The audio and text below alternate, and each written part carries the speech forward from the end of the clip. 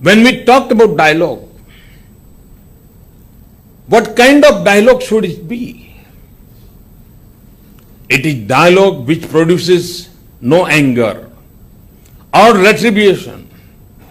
One of the greatest examples of such dialogue was the one between Adi Shankar and Mandan Mishra.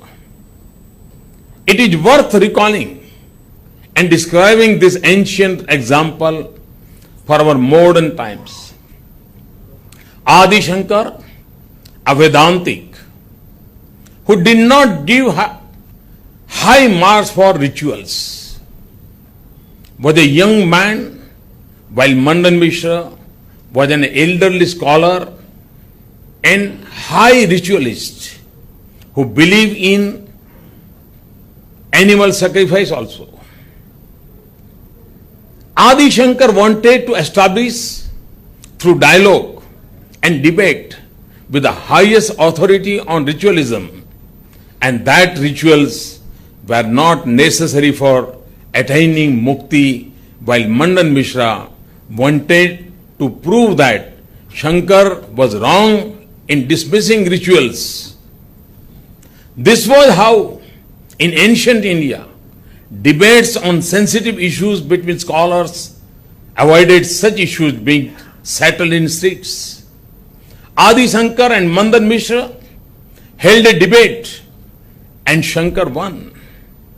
But the more important point is not the debate itself, but how was the debate conducted.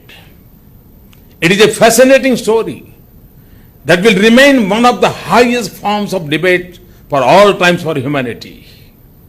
It was agreed that if Mandan Mishra lost, he would cease to be householder, Grostha Dharma, and accept sannyas. If Adi Shankar lost, he would give up his sannyas and marry and settle down householder, Grastha life. Mandan Mishra, a high scholar, offered to Adi Shankar, who was young and therefore Mishra considered unequal to choose a referee of his choice. Adi Shankar chose Mandan Mishra's wife, a scholar herself, as the referee. If Mandan Mishra lost, she would lose her husband. But see what she did. She asked both Shankar and Mandan Mishra to wear fresh garlands and then begin the debate, and said that the one whose garland loses its freshness would be declared as the loser. Why? Because if one gets angry, the body will develop heat, and as a result, the garland flowers will lose their freshness in that heat. Anger within is a sign of defeat. On this logic, Mandan Mishra was declared as having lost the debate, and he accepted sannyas and became disciple of Shankar.